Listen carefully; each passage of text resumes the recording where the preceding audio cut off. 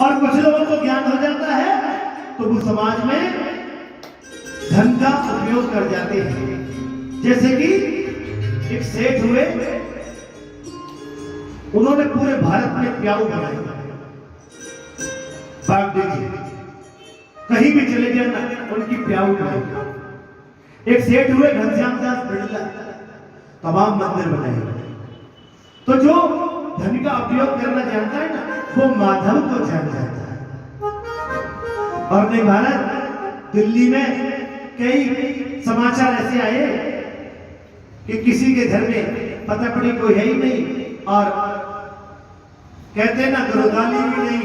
आपके राजस्थान में एक प्रथा है ना रुदाली की, कोई बताए कि रुदाली क्या होती है? आपके राजस्थान में एक प्रथा है, कोई किसी के यहाँ जब कर्णांत हो जाता है ना तो रोने वाले किराए पर ले जाते। एक फिल्म भी आई थी लव है, जिसमें डिम्पल कपाड़िया रुदाली बनाई थी। तो भैया कोई रोने वाला भी नहीं मिलता।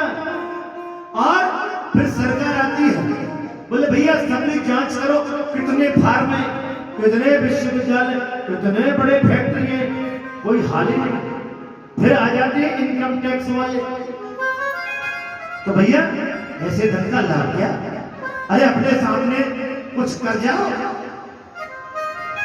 तो इस तरह की बातें मैं बताई कि भैया जो माधव का दास बन गया तो माया उसकी दासी बन जाती है, और हम क्या करते हैं, लक्ष्मीपति बनने लगे। इस प्रकार की बातें जब बताई, आप समय का काल देखिए, धुंधकारी अपनी मां से बुरा भला कर रही है और बोला कि पिताजी तो है नहीं, जो घर में पड़ा है वो धन दे दो। गाली गलौज करने लगा, धुंधली को पश्चाताप होने लगा कि आज अगर मैं अपने पति की बात मान लेती और पति की आज्ञा अनुसार मैं फल खा लेती तो मुझे यह गौकर्ण जैसा सुपात्र मिलता। मैं अपनी बहन और अपनी मित्र के कहने में आकर अपना जीवन नरक बना लिया।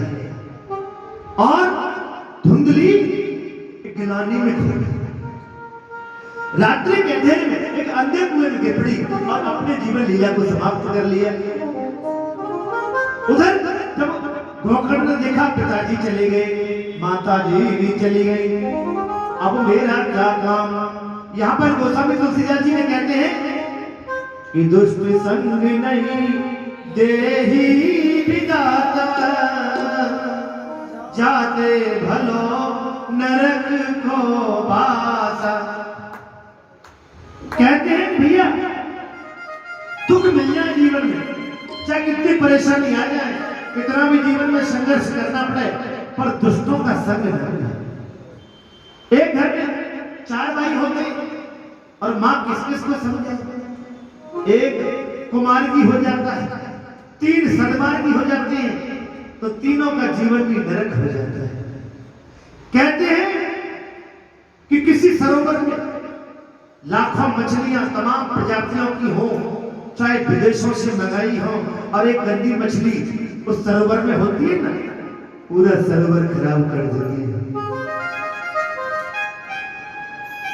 दुष्ट संग नहीं देही विधाता, जाते भलो नरक को बासा।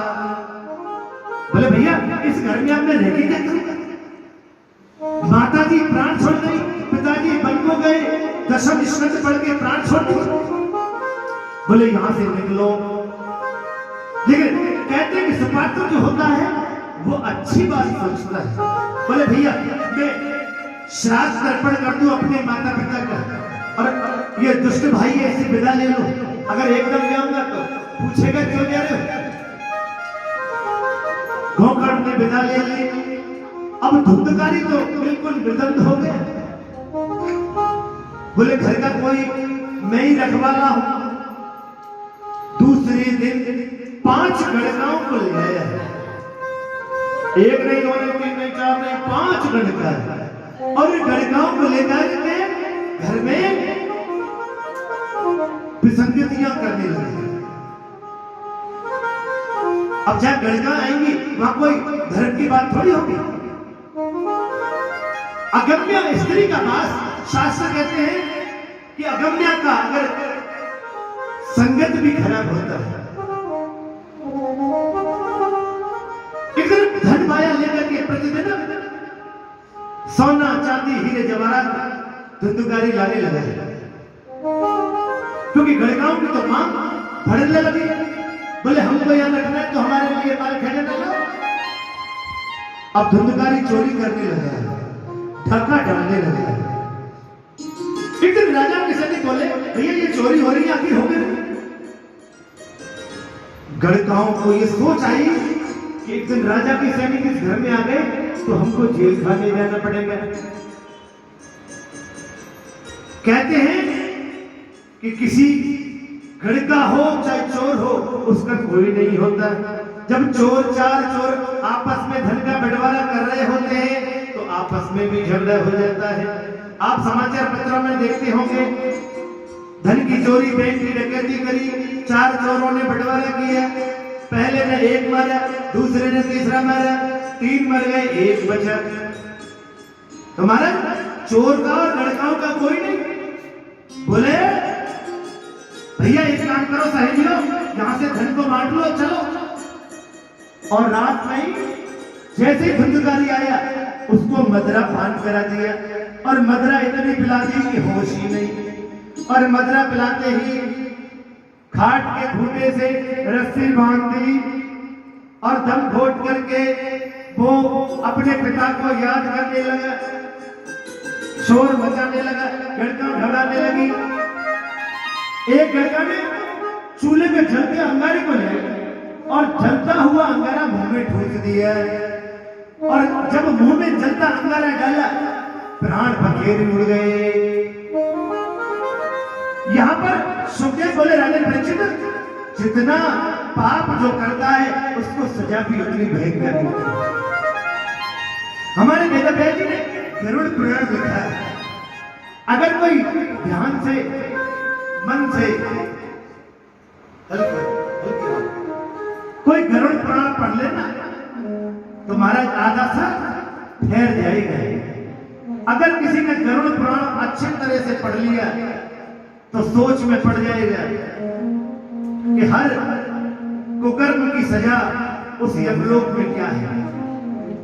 एक दक्षिण में फिल्म बनाई, किसी ने देखी हो, आजकल तमाम टीवी चैनलों पर दक्षिण की फिल्म डेब्यू होने के आगे हिंदी में आती है, और इतनी अच्छी फिल्में आती है कि हिंदी फिल्मों की अगर कोई दक्षिण फिल्मों को देख लेगा तो हिंदी फिल्में देखना भूल जाएगा। और आजकल तो चैनलों पर दक्षिण फिल्में आ रही हैं। एक फिल्म आई अपरिचित, वो दुष्टों को, पापियों को सजा देने जाता है रात में, और जो जैसा करता है उसको ऐसी सजा देता है, खोलते कुएं में डाल देता है, तेल में डुबा देता है। ये गरुड़ पुराण की बात है। और जब धुंधकारी को मौत मिली तो भयंकर मिली। धुंधकारी अकाल मृत्यु की आत्मा भटकने लगी। उधर गोकर्ण आए, श्राद्ध